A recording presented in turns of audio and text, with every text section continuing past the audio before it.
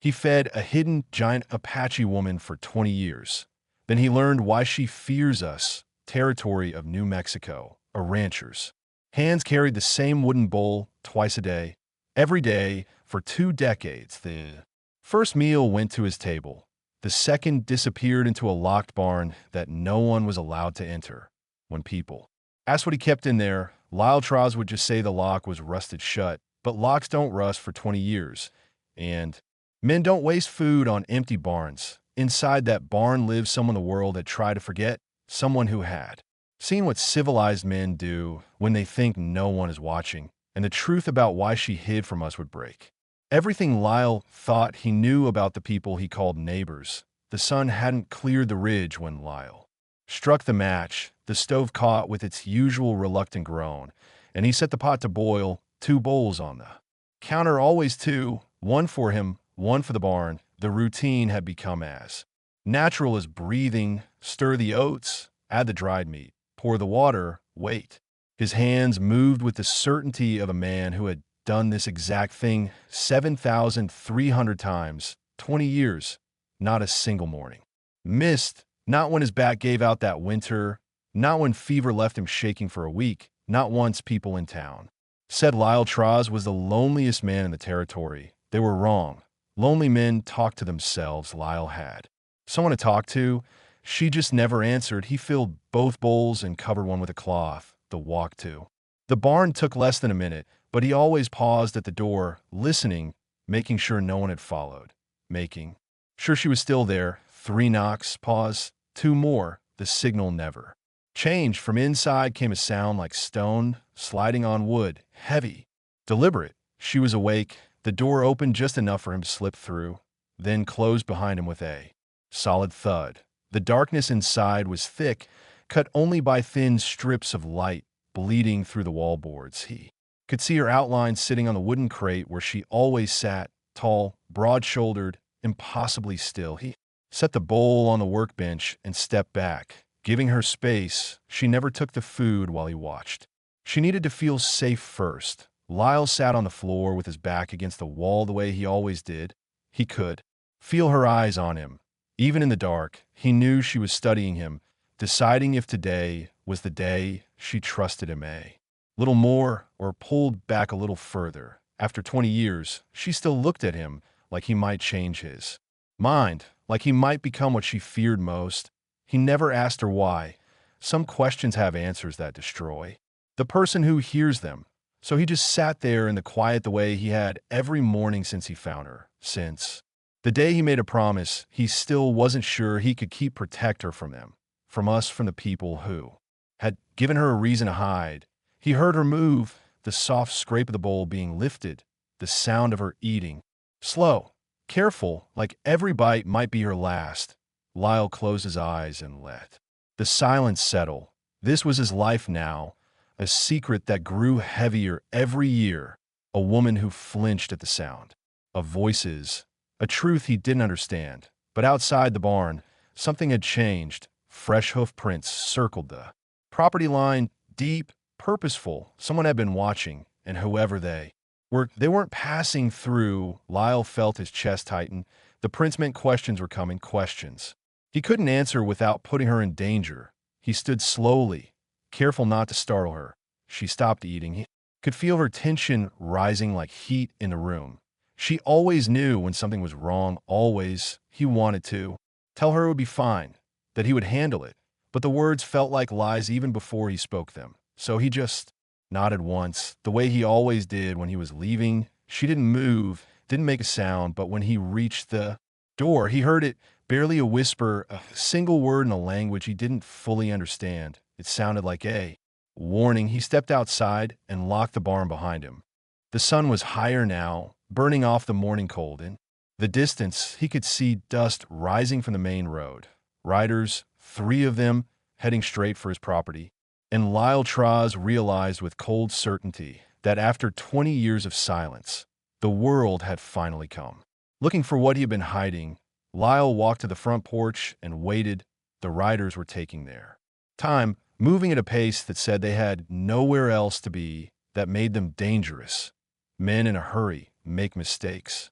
Men with time make plans. He recognized the lead horse before he recognized the rider, a gray mare with a white blaze. Belonged to Thomas Gentry, the land agent from town. The other two were younger, hired hands, probably the kind, who asked questions later and followed orders first. Gentry pulled up 20 feet from the porch and tipped his hat. The gesture was polite, but his eyes were already scanning the property, looking for something specific. "You're along way from town, Mr. Gentry." Gentry smiled, but it didn't reach his eyes. "Business brings me out this way, Trask. Heard some interesting talk lately. Thought I'd check on you, make sure everything's in order." "Everything's fine. That barn of yours still locked up tight." Lyle felt his jaw tighten still. 20 years is a long time to keep a building locked. Makes a man wonder. What's worth protecting that long? Nothing worth wondering about. Gentry shifted in his saddle, and one of the younger men moved his hand closer to the rifle strapped to his side. Lyle noticed. Gentry noticed him noticing. The silence stretched between them like a rope pulling taut. Gentry finally spoke again, his voice lower now. Softer. "Word is there used to be Apache camps near here before the territory got civilized. You ever run into any of them?" "Not in 20 years. Funny thing about that, some of the older folks in town remember stories about a woman, Apache.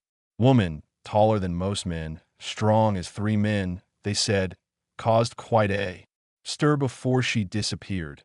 You ever hear stories like that?" Lyle kept his face blank. Stories are just stories.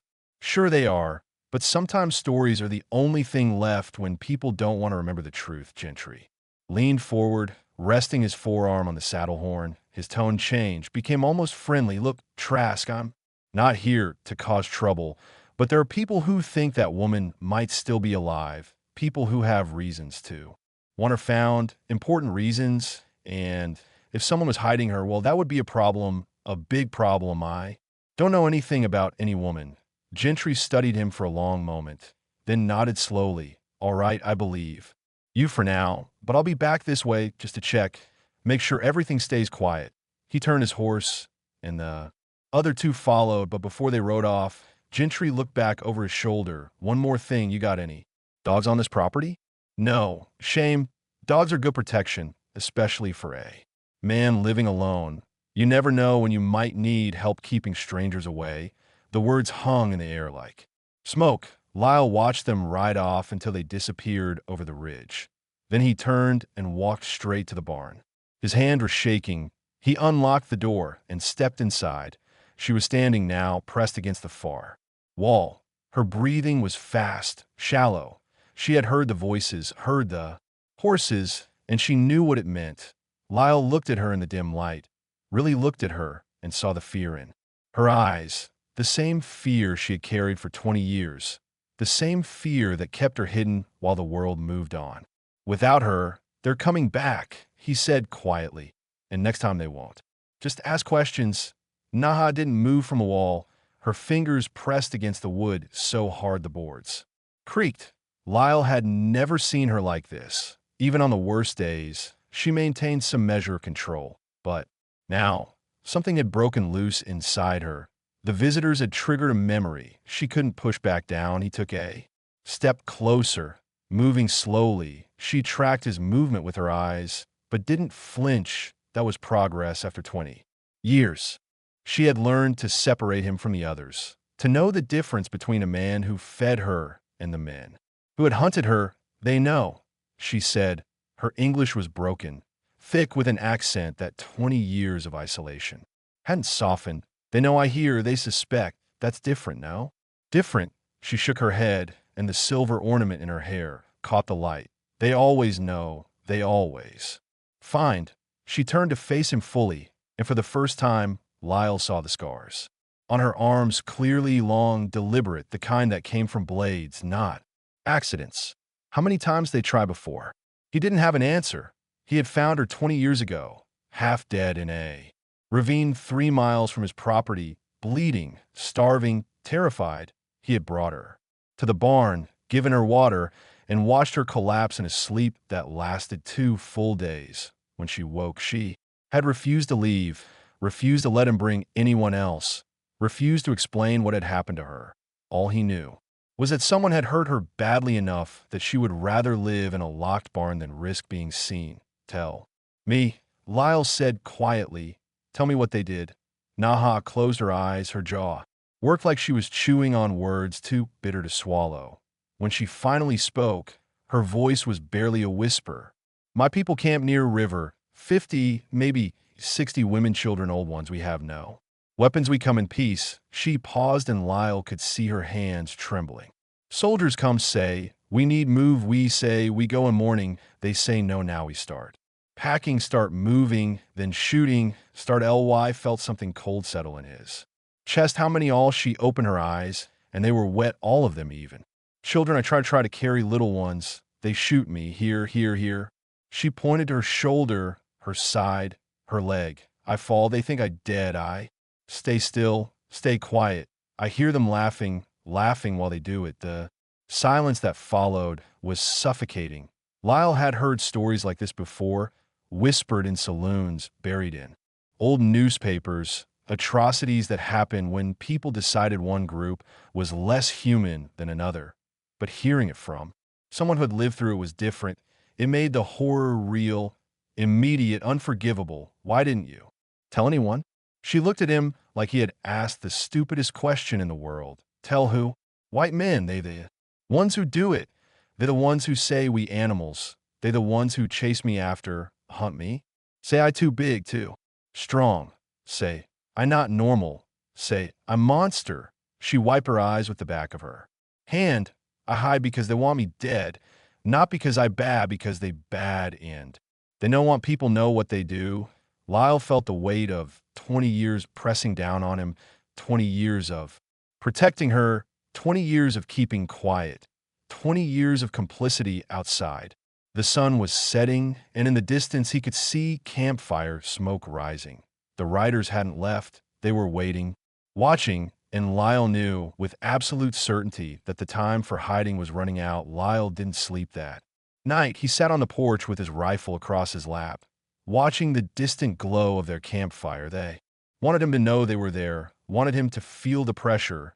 It was working by dawn. His eyes burned and his back ached, but the fire was still burning. They hadn't moved, hadn't left.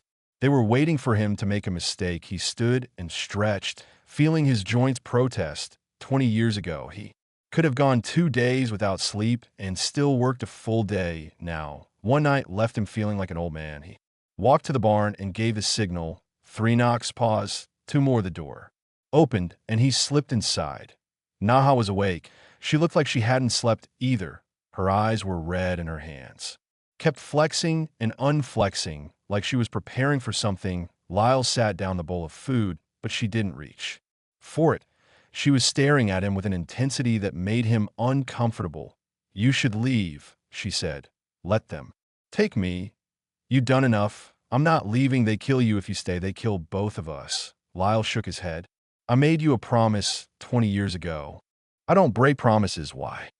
The question came out sharp, angry. Why you do this? You not know me. You not owe me nothing. Why you waste your life for me? The question hit harder than Lyle expected. He had asked himself the same thing 1,000 times over the years. Why had he dedicated 2 decades to protecting a stranger? Why had he given up any chance at a normal life? The answer had always been simple, even if it was hard to explain, because no one else would. Because when he found her bleeding in that ravine, he saw something in her eyes that reminded him of his daughter. The same terror, the same helplessness. He had lost his daughter to fever 10 years before he found Nawa, lost his wife to grief a year after that. And when he stumbled across Nawa, half dead and hunted, he saw a chance to save someone, to do something right in a world that had taken everything from him, because it was the right thing to do. He said quietly, that's all. Naha stared at him for a long time. Then she did something she had never done before. She reached out and touched his hand just for a moment, just long enough for him to feel the weight of her gratitude.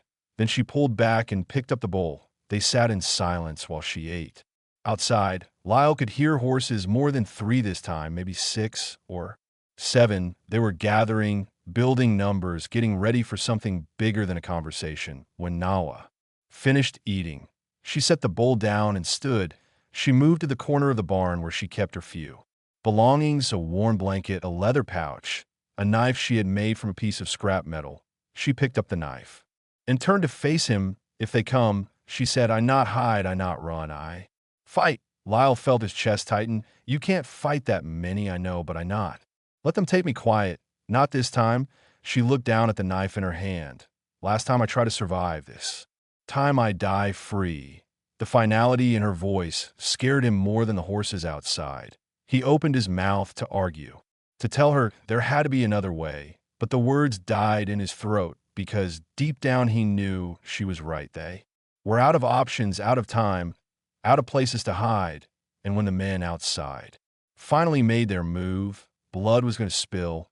The only question was whose. They came at noon when the sun was highest and shadows were shortest. No place to hide, no advantage for either side.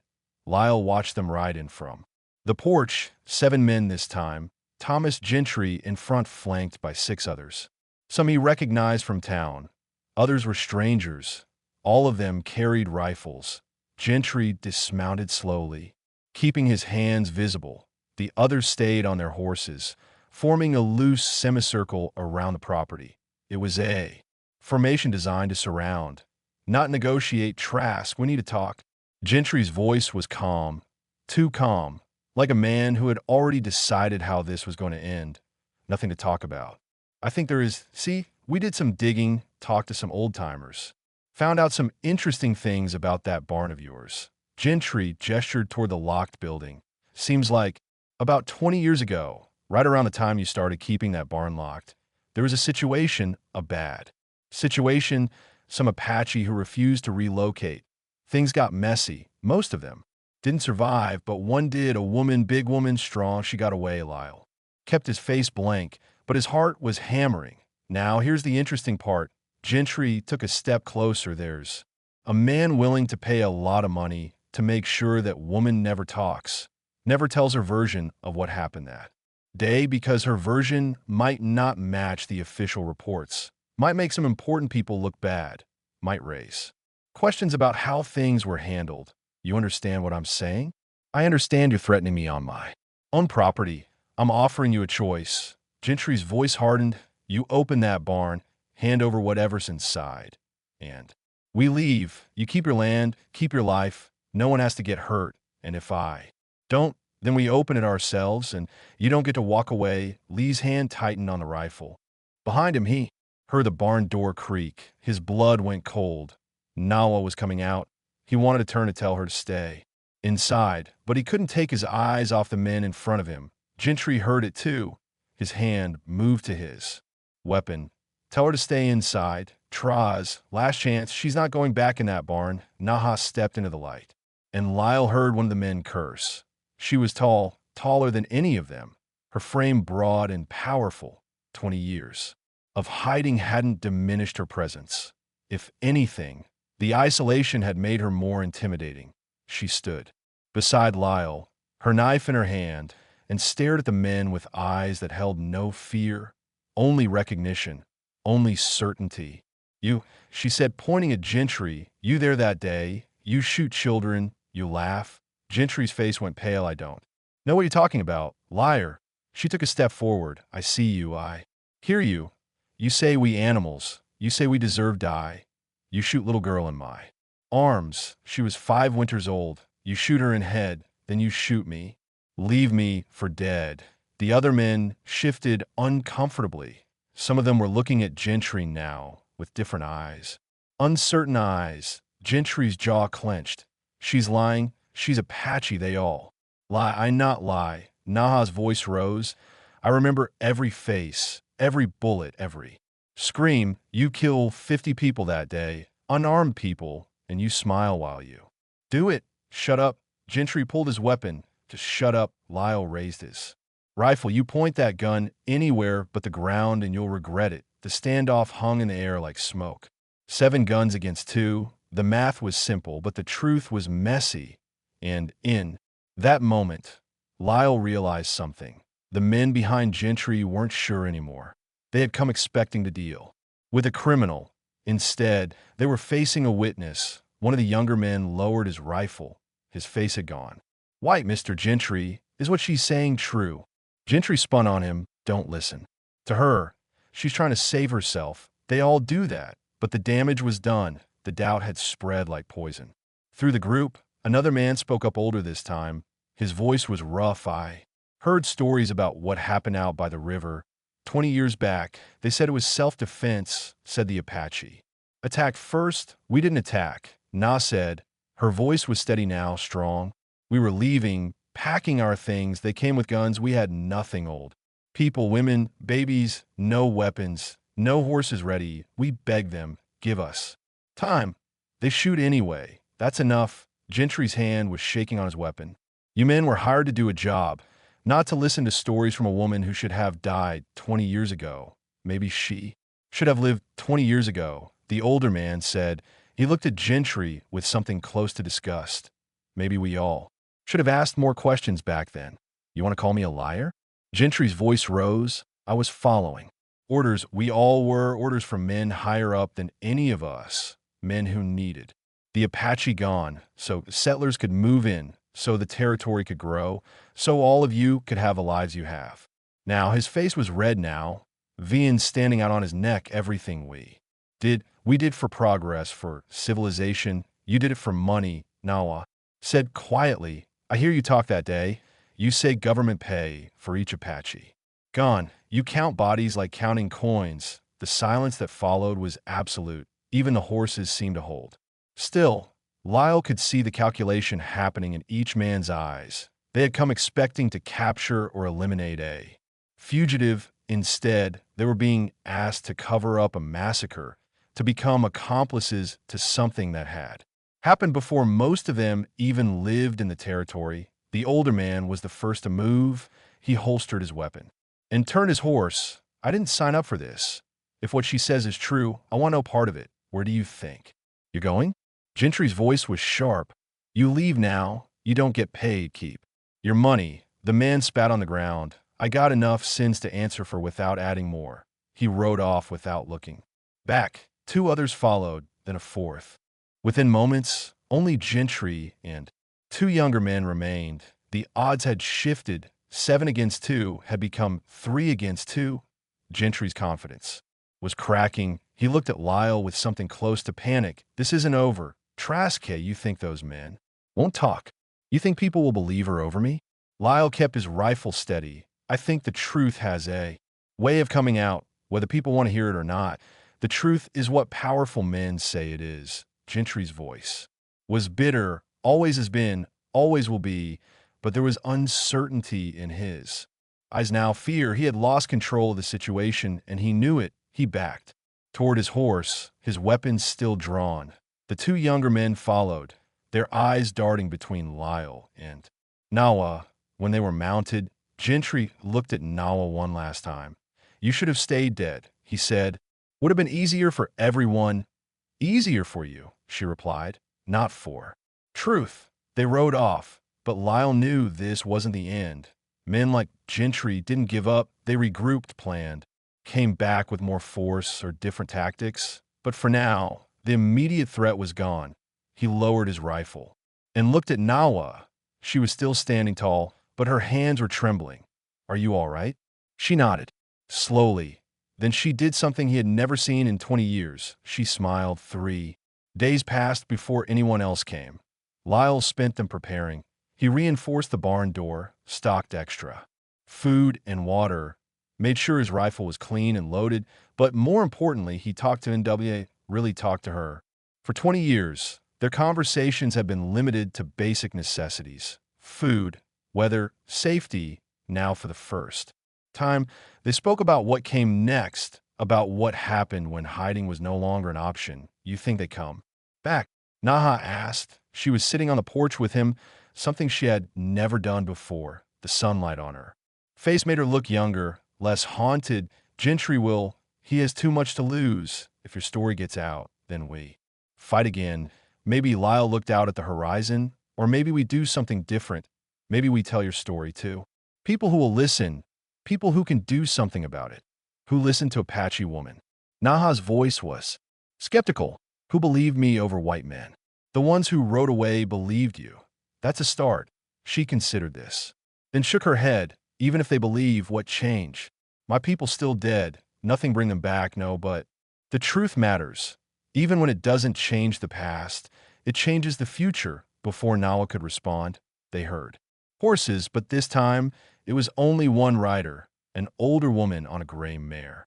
She dismounted carefully like her joints ached and walked toward the porch with a bundle wrapped in cloth. Lyle stood, his hand moving to his rifle, but the woman raised her palm in a gesture of peace.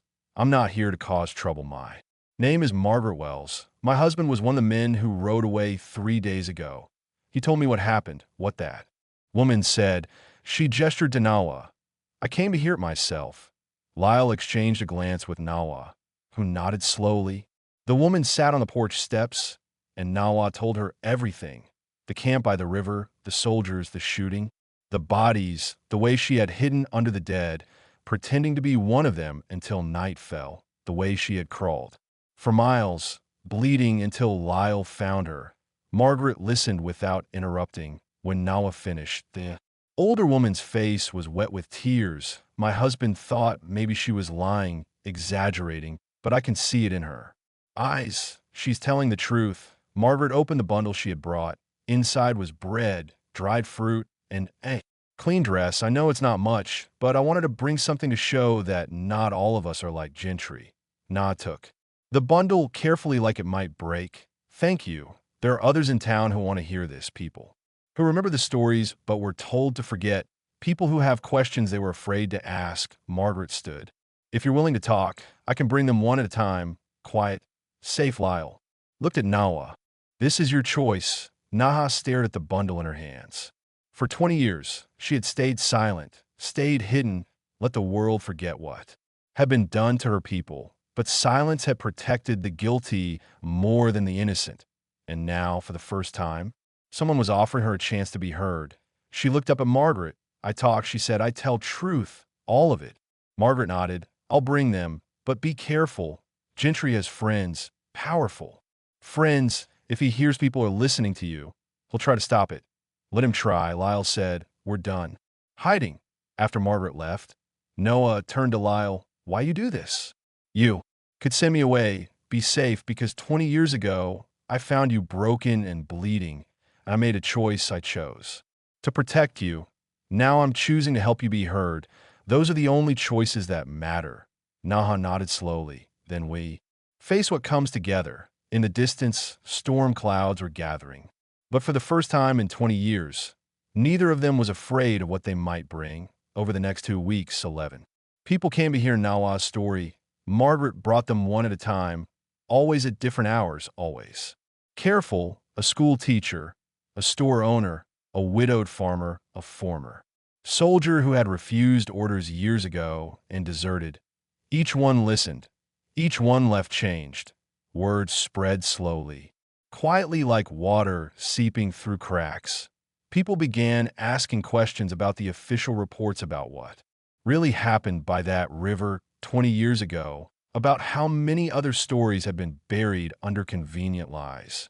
Gentry came one last time, not with men, not with guns, just him alone. In the early morning when the fog still clung to the ground, Lyle saw him from the porch and stood, rifle in hand.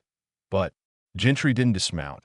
He just sat on his horse looking at the barn, looking at the place where the truth he had tried to bury had lived for 20 years. You've destroyed me, Gentry said. His voice was hollow, empty. The people who hire me want nothing to do with me now. Sam, a liability. Say, I should have handled this quieter. You destroyed yourself. Lyle kept his voice steady. 20 years ago, the moment you decided those lies didn't matter, they were in the way. Gentry's face twisted. That's all, just in the way. And now my life is ruined because one of them survived. No, your life is ruined because you thought you could kill 50 people and never answer for it. Gentry stared at him for a long moment. Then he turned his horse and rode away. Lyle never saw him again. He heard later that Gentry had left the territory. Some said he went east. Others said he crossed into Mexico. It didn't matter. He was gone. And the truth remained. Nawa came out of the barn and stood beside Lyle. She watched Gentry disappear into the fog. He looks small now, she said, like scared animal. He is, you think he come back? No, Lyle set his rifle down. He's finished. They all are, the story's out. Now they can't put it back in the box. Na turned to look at him. Her eyes were different now, lighter like, eh? Weight had been lifted. I can leave now, she said quietly. I could go anywhere, no. Need hide anymore. People know truth. Some believe, some not, but truth is there. No one can take away. Lyle felt something tighten in his chest. Where would you go? She looked around at the property, the barn, the house, the land. That had been her prison and her sanctuary for 20 years. I think I stay, she said, if you let me, not hiding. Just living, this place feel like home now. Lyle nodded, unable to speak. Around the knot in his throat, she had spent 20 years in that barn because she feared the world outside. Now she was choosing to stay because she no longer had to. The difference was everything. They stood together on the porch as the sun burned away the fog. Two people who had found purpose in protecting each other. Two people who had learned that sometimes the bravest thing you can do is tell the truth, even when no one wants to hear it, even when it costs you everything. Margaret came by later that day with news. A newspaper editor in the nearest city wanted to print Na's story. A lawyer offered to help document everything for the territorial records. The truth was spreading faster now. Beyond what Gentry or his powerful friends could contain, it wouldn't bring back the dead. It wouldn't erase the past, but it would ensure that what happened by that river would never be forgotten, that 50 lives would be remembered, that their deaths would mean something. Lyle looked at Nawa as she spoke to Margaret, her voice stronger. Now her shoulders straighter. For 20 years, he had fed her, protected her, kept her secret. And in doing so, he had preserved the most important thing of all, not just her life, but the truth. She carried the truth about why she had feared them, about what civilized men had done when they thought no one was watching. Now that truth was free, and so was she. If you enjoyed this story, click the video on your screen now to watch another unforgettable tale from the Wild West, where courage and justice collide in ways you never expected. Don't forget to subscribe and consider leaving a super chat to help us keep bringing you more stories like these. Your support means everything to us.